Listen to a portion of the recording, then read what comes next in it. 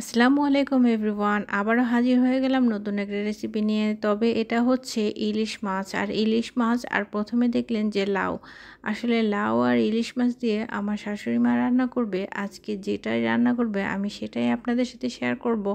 তবে এই তো দেখুন বন্ধুরা, মা কিভাবে রান্না করছে। তো প্রথমে কিন্তু মাছটা কেটে নিয়েছে, এরপরে এখন লাউটাও কিন্তু পিসেস করে নিচ্ছে। আর আপনারা হয়তোবা জানেন যে মা কিভাবে কেটে নেয়। আর আপনারা হয়তোবা যারা আমার অনেক ভিডিও দেখেছেন তারা হয়তোবা এতদিনে জেনে গিয়েছেন মা নিজের হাতে কীভাবে করে সবজি কাটতে পছন্দ করে। তো এখানে দেখছেন যে লম্বিভাবে করে কেটে নিয়েছে। আর এটা অবশ্যই কেটে আবার একটু হালকা ক্লিন করে নিতে হবে আর এভাবে ঝরা দিয়ে রাখতে হবে। তো প্রথমেই তোমাদের সাথে একটা কথা আমি শেয়ার করে নেই, আর তোমরা যদি এভাবে বারো একবার হলেও খেয়ে দেখবে, একবারে মুখে লেগে থাকবে, এতটাই মজার হয়ে থাকে আসলে। আর বিশেষ করে আমার মায়ের হাতের এই শাশুড়ি মা আসলে যেভাবে রান্না করে আসলে খুবই আনকমন হয়ে থাকে। তবে আমি সেজন্যই আপনাদের সাথে আমি শেয়ার করি। আমি কখনোই মা যেটা রান্না করে সেটা আমি কখনোই বলি না যে এটা আমি রান্না করি। তো আপনারা হয়তো বা এতদিনে অনেক কিছু জেনে গিয়েছেন যে কে কোনটা রান্না করি। তবে বন্ধুরা এই তো দেখুন, মা প্রথমে একটা হাঁড়িতে যেটা রান্না করবে সেটার মধ্যে অনেকগুলি পেঁয়াজ কুচি করে কেটে নিয়েছে। তো দেখতে পাচ্ছেন বন্ধুরা, আবারও কিন্তু কেটে নিচ্ছে। তো এখনও কিন্তু কাটা হয়নি। তো কাটার উপরেই কিন্তু দিয়ে দিল মাছ।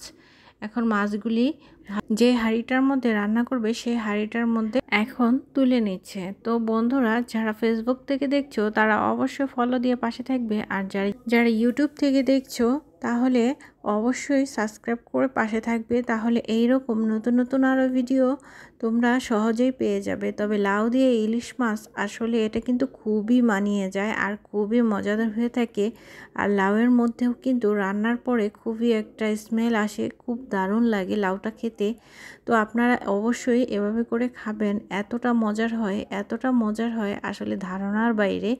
তো এই তো দেখছেন মা কিন্তু হলুদ মরিচ একদম পরিমাণ মতো করে দিয়ে দিচ্ছে। তো 3 টেবিল চামচ মরিচের গুঁড়ো দিয়েছে আর 2 টেবিল চামচ হলুদের গুঁড়ো দিয়েছে।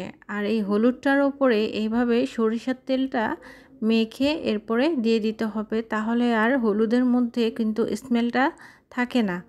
তো এইটাই হচ্ছে একটা সিক্রেট। তো মা সবসময় বলে এইভাবে কিন্তু দিলে কখনোই হলুদের একটা স্মেল আসবে না। তো অনেকেই বলে একটা মাখার মধ্যে অন্যরকম একটা স্মেল আসে, আর মাখাটা তো অবশ্যই জরুরি। এর মধ্যে আবার পরিমাণ মতো লবণ দিয়ে দিয়েছে। তো এখন হচ্ছে খুব ভালো করে মেখে নিতে হবে। মাখতে যখন একটা স্মেল আসবে তখন কিন্তু আরও দারুণ হবে।